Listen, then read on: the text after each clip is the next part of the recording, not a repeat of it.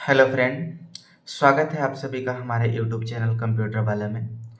तो दोस्तों, आज के इस वीडियो में हम लोग बात करेंगे कि टेक्नीशियन ए और S T A B DRDO CEPTAM 11 tier 2 का रिजल्ट कब तक आ सकता है, कितनी कट ऑफ हो सकती है, टेक्नीशियन ए में कट ऑफ कितनी जा सकती है, एस टी ए बी में कितनी कट ऑफ का जा सकती है। तो मैंने पूरी तरह से एनालाइज करके आज ये वीडियो लेकर के आया हूँ। तो वीडियो में लास्ट तक बने रहिएगा। आज हम पूरा डिटेल में बात करेंगे कि एस टी ए बी का कट ऑफ क्या जाने वाला है और टेक्नीशियन ए का कट ऑफ क्या जाने वाला है। साथ ही साथ हम लोग वीडियो में ये भी डिस्कस करेंगे कि बीटेक जो पास आउट बच्चे हैं जिनका क्रूशियल डेट तक क्वालिफिकेशन कंप्लीट है उनका क्या होगा, और जो परसुइंग वाले बच्चे हैं जो अभी अपियरिंग हैं उनका क्या होगा। तो सारे मैटर पे आज हम लोग के इस वीडियो में हम लोग बात करेंगे दोस्तों। तो वीडियो में लास्ट तक बने रहिएगा और चैनल पे नए हैं, अभी तक आपने सब्सक्राइब नहीं किया है तो चैनल को काइंडली सब्सक्राइब भी कर लीजिएगा ताकि जो भी अपडेट मैं लेकर के आऊँ वो सबसे पहले आप तक पहुँच पाए। तो चलिए दोस्तों, मैं सबसे पहले स्टार्ट करता हूँ एजुकेशनल क्वालिफिकेशन को लेकर के कि आखिर एस टी ए बी की बात कर ले सबसे पहले हम। तो एस टी ए बी में हमारा एजुकेशनल क्वालिफिकेशन क्या था। तो दोस्तों, मैं आपको बता दूं कि एस टी ए बी में दो तरह के वैकेंसी आए थे। एक वैकेंसी आपका था जिसको हम लोग इंजीनियरिंग ब्रांच बोलते हैं और दूसरे को हम लोग बोल रहे थे नॉन इंजीनियरिंग ब्रांच, लाइक आपका फिजिक्स हो गया, केमिस्ट्री हो गया, मैथमेटिक्स हो गया। तो ये दो तरह का वैकेंसी आपका आया था एस टी ए बी में। अब एस टी ए बी की कैटेगरी की बात कर ले दोस्त, तो यहाँ पे मैं आपको बता दूं कि इंजीनियरिंग ब्रांच वाले में only diploma holder students allowed थे। ओनली डिप्लोमा के बच्चों को अलाउ किया गया था। वहीं पे बात कर ले यदि नॉन इंजीनियरिंग ब्रांच में, तो नॉन इंजीनियरिंग वाले ब्रांच में फिजिक्स, केमिस्ट्री और मैथ जिस डिसिप्लिन में स्टूडेंट्स का ग्रेजुएशन हुआ, जिस डिसिप्लिन में कैंडिडेट ने ग्रेजुएशन कंप्लीट किया, उस डिसिप्लिन के वैकेंसी पे वो एलिजिबल थे। तो दोस्तों, ये था आपका इंजीनियरिंग और नॉन इंजीनियरिंग वाले ब्रांच। अब बात कर लेते हैं दोस्त कि बहुत सारे बच्चों का कन्फ्यूजन है कि इंजीनियरिंग वाले ब्रांच में हायर क्वालिफिकेशंस एलिजिबल है या नहीं। दैट मीन्स किन्हीं का बीटेक कंप्लीट हो चुका है, किन्हीं का मास्टर्स कंप्लीट हो चुका है ऑन क्रूशियल डेट। तो दोस्तों, मैं आपको बता दूं कि सेप्टम 11 की बात कर लें तो इसका जो क्रूशियल डेट ऑफ एलिजिबिलिटी दिया था वो आपका 1/1/2026 तक दिया हुआ था। आप एडवर्टाइजमेंट को ध्यान से पढ़िएगा तो सबसे टॉप में आपको देखने का मिलेगा क्रूशियल डेट ऑफ एलिजिबिलिटी, जो कि आपका 1/1/2026 था। और इस 1/1/2026 तक इंजीनियरिंग वाले ब्रांच में मैं बता रहा हूं दोस्तों, इस 1/1/2026 तक जिन बच्चों का हायर क्वालिफिकेशंस लाइक बीई हो गया, या फिर आपका बीटेक हो गया, या फिर आपका एमएससी मास्टर्स ऑफ साइंस हो गया, या फिर आपका बैचलर ऑफ इंजीनियरिंग हो गया, या फिर आपका पीएचडी हो गया, यानी किसी भी तरह का हायर क्वालिफिकेशन डिप्लोमा के अलावा यदि आपका कंप्लीट होता है 1/1/2026 तक, तो आप जो है इस डीआरडीओ सेप्टम 11 की वैकेंसी में एलिजिबल नहीं हो। अब बात कर लेते हैं कि वैसे स्टूडेंट्स जिनका अपियरिंग चल रहा हो। तो दोस्तों, यदि आपका क्वालिफिकेशन 1/1/2026 तक के बाद कंप्लीट हुआ और ज्वाइनिंग से पहले कंप्लीट हो जाता है, तब आपका डिग्री वो कंसीडर किया जा सकता है। लेकिन यदि आपका ज्वाइनिंग से पहले कंप्लीट नहीं होता है तो उस केस में आपको दो में से कोई एक ही ऑप्शन चूज करना पड़ेगा। या तो आप जॉब ज्वाइन करेंगे और नहीं तो फिर आपको हायर क्वालिफिकेशंस कंप्लीट करना होगा। दोनों चीज आप एक साथ नहीं कर पाएंगे दोस्तों, क्योंकि सेंट्रल गवर्नमेंट का ऐसा रूल है कि आप जॉब के साथ किसी भी रेगुलर डिग्री को कंप्लीट नहीं कर सकते हैं। यदि आप कंप्लीट करते हैं तो वो इलीगल माना जाएगा और हो सकता है कि आपके ऊपर लीगल एक्शन भी लिया जा सकता है। तो दोस्तों, इस चीज को ध्यान रखिएगा। अपियरिंग वाले जितने भी बच्चे हैं, यदि आपका डेट ऑफ ज्वाइनिंग से पहले कंप्लीट होता है हायर क्वालिफिकेशन, तब हो सकता है आपको कंसीडर कर लिया जाएगा। लेकिन यदि आपका ज्वाइनिंग तक कंप्लीट नहीं होता है डिग्री, तो फिर आपको आपका higher qualification like BE, BTech, MSc जो भी आपका है वो आपको छोड़ना पड़ेगा या फिर आपको जॉब छोड़ना पड़ेगा। 2 में से किसी एक को छोड़ना पड़ेगा और कोई एक ही आप कर पाएँगे। तो ये था दोस्तों इंजीनियरिंग वाले ब्रांच के लिए। अब यहाँ पे कुछ-कुछ इंजीनियरिंग ब्रांच ऐसे हैं, जैसे कि आपका इलेक्ट्रॉनिक्स की बात कर लें दोस्तों, या फिर आपका इंस्ट्रूमेंटेशन की बात कर लें, या फिर आपका कंप्यूटर साइंस की बात कर लें। तो इन तीनों ब्रांच में जो है वो बीएससी भी ये 3 ब्रांच से होता है, जैसे बीएससी इलेक्ट्रॉनिक्स हो गया, या फिर आपका बीएससी इंस्ट्रूमेंटेशन हो गया, या फिर आपका बीएससी कंप्यूटर साइंस हो गया। तो बहुत सारे बच्चों का कंफ्यूजन है कि sir BSc computer science, BSc electronics, BSc instrumentation ये सब एलिजिबल है या नहीं इंजीनियरिंग ब्रांच वालों। तो मैं आपको क्लियर बता दूं दोस्तों कि इस बार सेप्टम 11 की वैकेंसी में BSc computer science, BSc electronics और बीएससी इंस्ट्रूमेंटेशन एलिजिबल नहीं है। आप एडवर्टाइजमेंट को ध्यान से पढ़िए, इसमें क्लियर लिखा है कि इंजीनियरिंग ब्रांच वाले में ओनली डिप्लोमा होल्डर, जिनके पास डिप्लोमा है सिर्फ वही एलिजिबल है। डिप्लोमा के अलावा आपके पास कोई भी क्वालिफिकेशन है तो आप उसमें एलिजिबल नहीं है।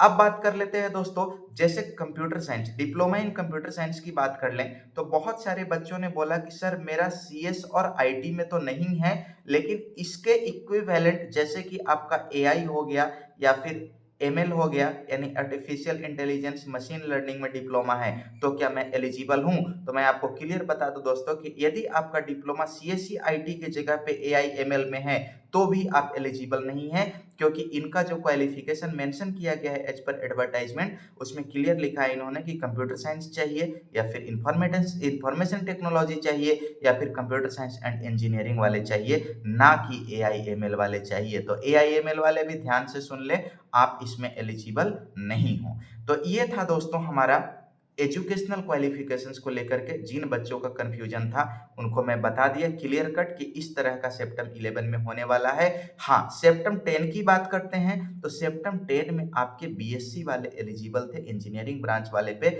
लेकिन सेप्टम 11 में ऐसा नहीं है, इस बार डीआरडीओ ने उनको एलिजिबल नहीं किया है।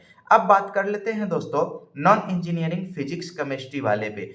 तो बहुत सारे बच्चों ने मैसेज किया कि सर मेरा फिजिक्स केमिस्ट्री और मैथमेटिक्स तीनों कॉमन पेपर है, यानी पीसीएम से मैंने किया है ग्रेजुएशन, या फिर आप ये फिजिक्स केमिस्ट्री बायोलॉजी तीनों ही मेरा है सब्जेक्ट, तो क्या मैं फिजिक्स वाले पे एलिजिबल हूँ, केमिस्ट्री वाले पे एलिजिबल हूँ और मैथमेटिक्स वाले पे भी एलिजिबल हूँ?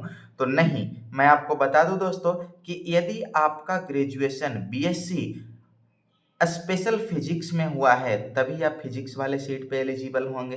स्पेशल आपका केमिस्ट्री में हुआ है तो आप केमिस्ट्री वाले सीट पे एलिजिबल होंगे, और स्पेशल आपका मैथमेटिक्स में हुआ है तो आप मैथमेटिक्स वाले सीट पे एलिजिबल होंगे।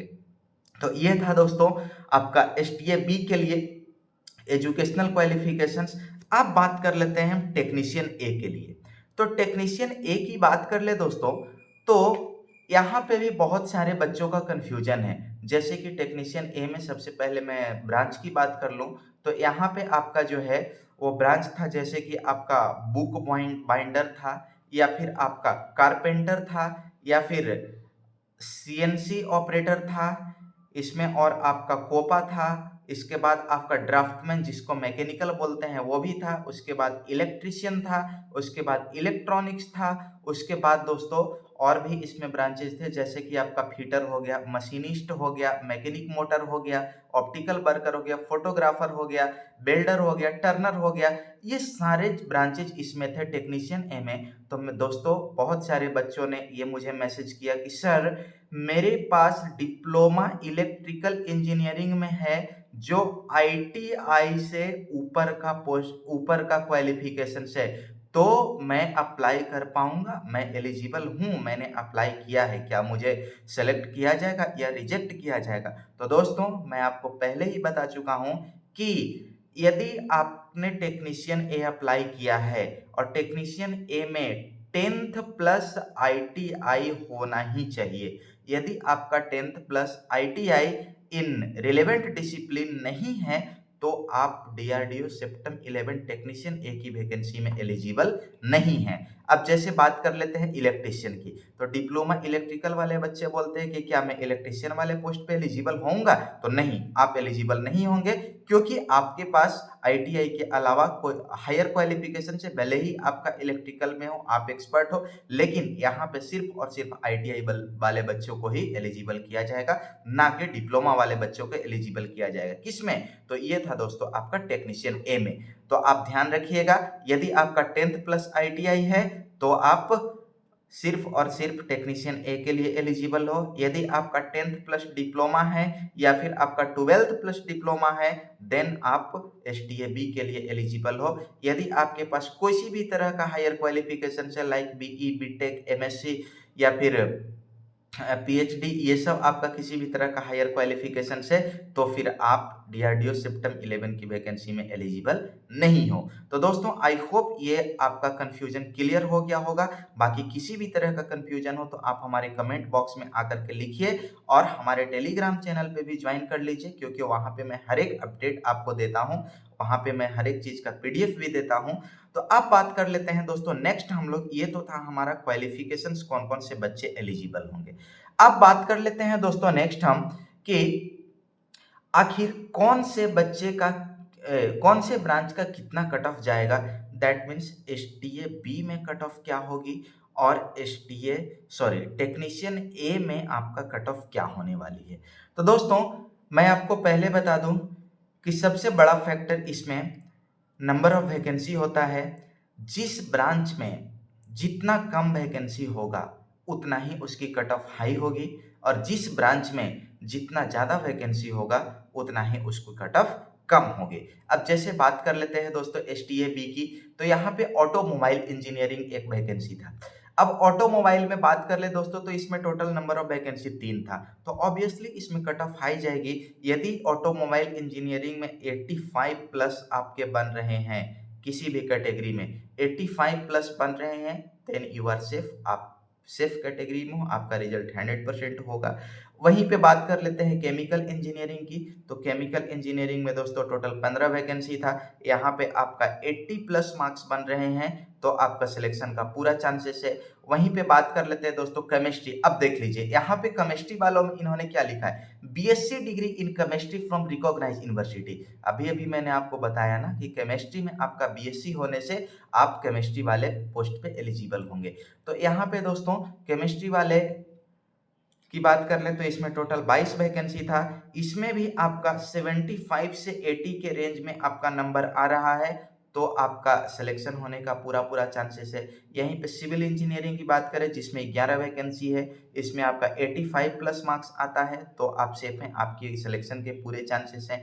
अब दोस्तों यहाँ पे कंप्यूटर साइंस की बात कर ले, जिसमें बहुत सारे बच्चों का कंफ्यूजन था, sir BSc computer science eligible है या नहीं, एआईएमएल एलिजिबल है या नहीं। तो दोस्तों मैं आपको बता दूं, यहाँ पे आप देखिएगा एडवर्टाइजमेंट में इन्होंने क्लियर मेंशन कर रखा है, डिप्लोमा इन कंप्यूटर इंजीनियरिंग और टेक्नोलॉजी और कंप्यूटर साइंस और इंफॉर्मेशन टेक्नोलॉजी। यदि आपका डिप्लोमा कंप्यूटर इंजीनियरिंग में है या फिर कंप्यूटर टेक्नोलॉजी में है या फिर आपका कंप्यूटर साइंस में है या फिर आपका इंफॉर्मेशन टेक्नोलॉजी में है, तभी आप कंप्यूटर साइंस वाले वैकेंसी पे एलिजिबल होंगे।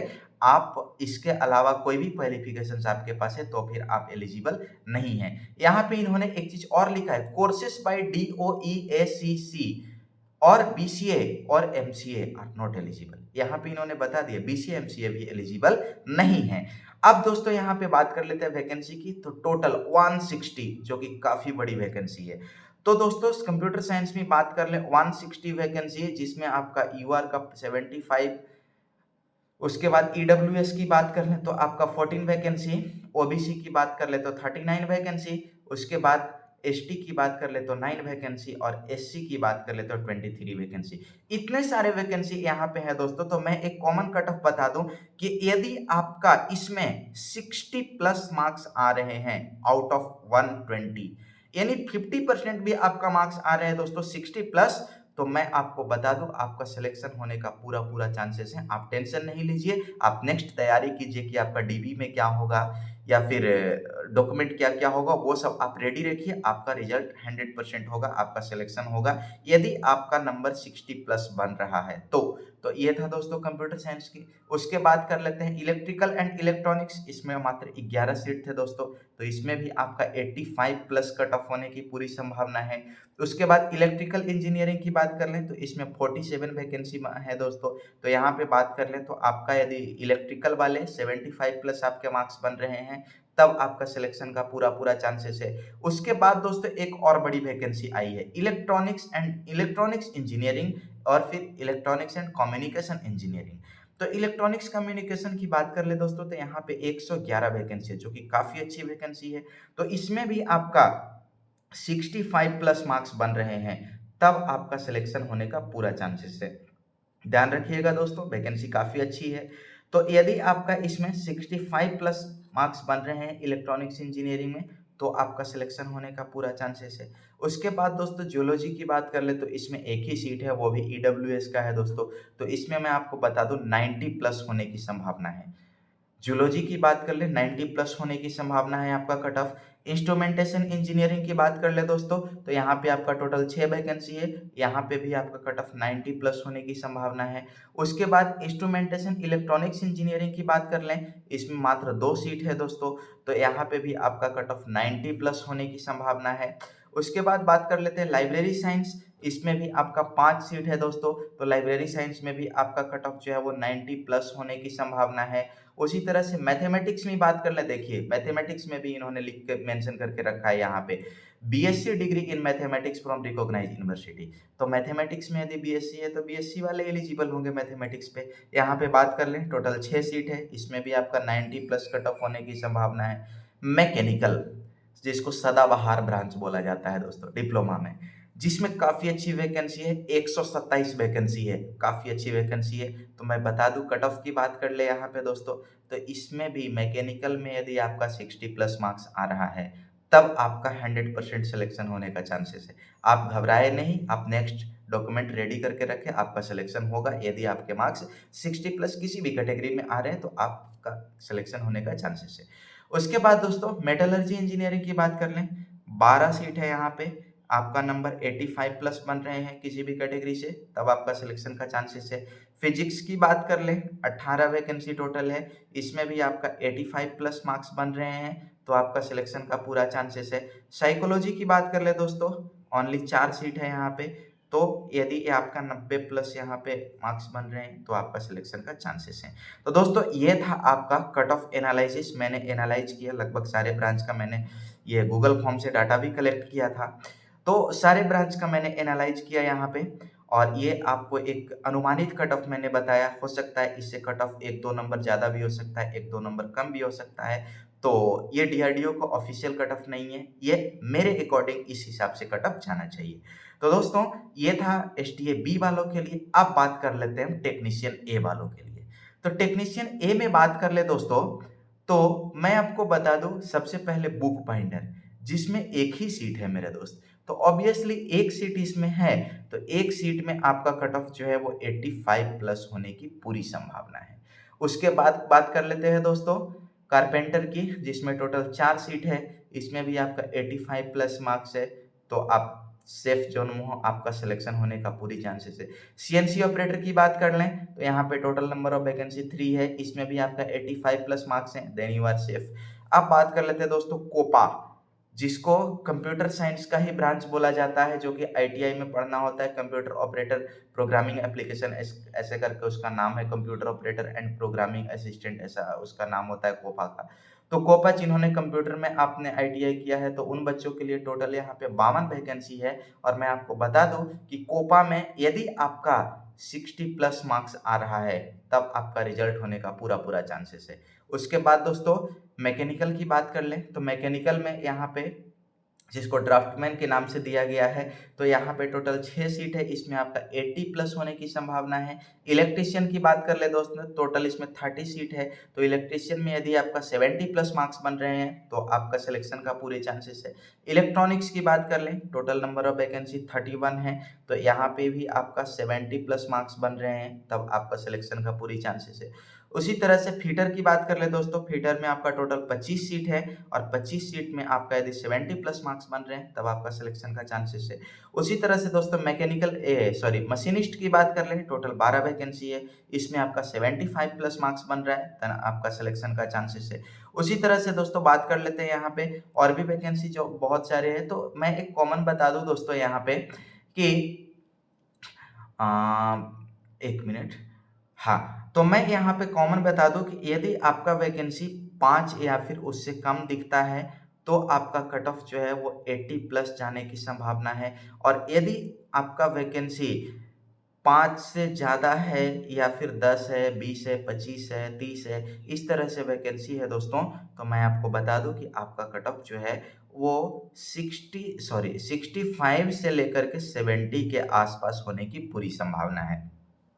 तो ये था दोस्तों टेक्नीशियन ए वाले बच्चों के लिए कट ऑफ एनालिसिस, जिससे हो सकता है 1-2 नंबर ज़्यादा भी हो सकता है और 1-2 नंबर कम भी हो सकता है, लेकिन बहुत ज़्यादा फ़र्क नहीं पड़ेगा। 1-2 नंबर ज़्यादा भी हो सकता है, 1-2 नंबर कम भी हो सकता है। तो ये था दोस्तों कट ऑफ एनालिसिस का वीडियो। अब बात कर लेते हैं दोस्तों कि सर एजुकेशनल क्वालिफ़िकेशंस भी हो गया, रिज़ल्ट भी हो ये कट ऑफ का भी एनालिसिस छोटा-मोटा हम लोगों ने कर लिया। उसके बाद बात कर लेते हैं दोस्तों कि रिज़ल्ट कब तक आएगा? सबसे बड़ा फैक्टर एकदम बच्चों के ये दिल जो है ना, दिल पे धक धक धक धक धक धक करते रहता है कि भाई रिजल्ट कब आएगा, पता नहीं क्या होगा नहीं होगा। तो मैंने अभी आपको कट ऑफ बताया, इसके आसपास आपके मार्क्स बन रहे हैं, तब आपको टेंशन लेने की आवश्यकता नहीं है। आप नेक्स्ट तैयारी कीजिए, आपका ये डॉक्यूमेंट रेडी कीजिए और क्या क्या डॉक्यूमेंट होगा वो मैं नेक्स्ट वीडियो में आपको लेकर के आऊँगा कि कौन कौन से डॉक्यूमेंट रेडी करना है, मेडिकल कैसे बनाना है, तो ये सारी चीज़ मैं आपको नेक्स्ट वीडियो में बताऊँगा। तो दोस्तों अब बात कर लेते हैं हम लोग कि रिजल्ट कब आएगी। तो दोस्तों याद रखिएगा डीआरडीओ सेप्टेम 10 की बात कर लें तो रिजल्ट उसका 15 से 18 दिन में आ गया था सीबीटी 2 का। अब यहाँ पे एसटीए बी के लिए बात कर लें तो एसटीए बी का जो अभी जो रिजल्ट आएगा टायर 2 का वही एसटीए बी के लिए फाइनल रिजल्ट होगा। और टेक्नीशियन ए की बात कर ले दोस्तों तो अभी जो रिजल्ट आएगा उसमें नंबर ऑफ वैकेंसी जितना है उसका 8 गुना सेलेक्ट किया जाएगा। उसके बाद उनका स्किल टेस्ट होगा और उसके बाद उनका फाइनल मेरिट आएगा जिसमें 1 टू 1 सेलेक्ट होगा। अब बात कर लेते हैं दोस्तों कि सीबीटी 2 का रिजल्ट कब आएगा, चाहे वो टेक्नीशियन ए हो या फिर आपका एसटीए बी हो। तो मैं आपको बता दूं 10 जुलाई से पहले-पहले आपका रिजल्ट 100% देखने को मिल जाएगा। क्योंकि ऑलरेडी सितंबर डिले कर चुका है दोस्तों, जुलाई स्टार्ट हो चुका है, ठीक है? और इसको दिसंबर तक पूरा वैकेंसी क्लियर भी करना है जॉइन करवा करके। तो मैं आपको बता दूं 10 जुलाई से पहले-पहले या 10 जुलाई तक आपका सीबीटी 2 का रिजल्ट 100% देखने को मिल जाएगा और उसमें जिनका भी सिलेक्शन होगा उनको उसी टाइम डॉक्यूमेंट वेरिफिकेशन का डेट भी दे दिया जाएगा। आप डॉक्यूमेंट वेरिफिकेशन करवाइए और डॉक्यूमेंट वेरिफिकेशन आपका सही से हो जाता है, कंप्लीट हो जाता है, तब आपको जो है अपॉइंटमेंट लेटर मिलेगा और अपॉइंटमेंट लेटर मिलने के बाद आप लोग ज्वाइन करेंगे और फिर मुझे आप लोग मिठाई भी खिलाएँगे। है ना दोस्तों? बहुत मेहनत लगती है दोस्त वीडियो बनाने में। तो मिठाई तो नहीं खिला सकते, आप लोग मिठाई तो खिलाएँगे नहीं मुझे मालूम है। तो कम से कम चैनल को सब्सक्राइब कर दो यार, इतना मेहनत से मैं वीडियो लेकर के आता हूँ आप सभी के डिमांड पे। तो ये दोस्तों एक छोटा-सा वीडियो था जिसमें मैंने बहुत सारे चीज़ कवर करने का कोशिश किया और वीडियो थोड़ा लंबा हो रहा है तो मैं चाहूँगा कि वीडियो को ज़्यादा लंबा ना खींचूँ और फिर हम लोग नेक्स्ट डिस्कशन करेंगे नेक्स्ट वीडियो में जिसमें बात करेंगे डॉक्यूमेंट वेरिफिकेशन में क्या-क्या चीज़ें चाहिए। तो दोस्तों इसी के साथ मैं वीडियो को समाप्त करता हूँ। बाकी अपना ध्यान रखिए और अच्छे से सारे डॉक्यूमेंट्स रेडी करके रखें ताकि वेरिफिकेशन हो तो आप जल्दी से वेरीफाई करवाएँ और ज्वाइन कर पाएँ। तो इसी के साथ दोस्तों मैं वीडियो को समाप्त करता हूँ। Bye bye, take care, thank you.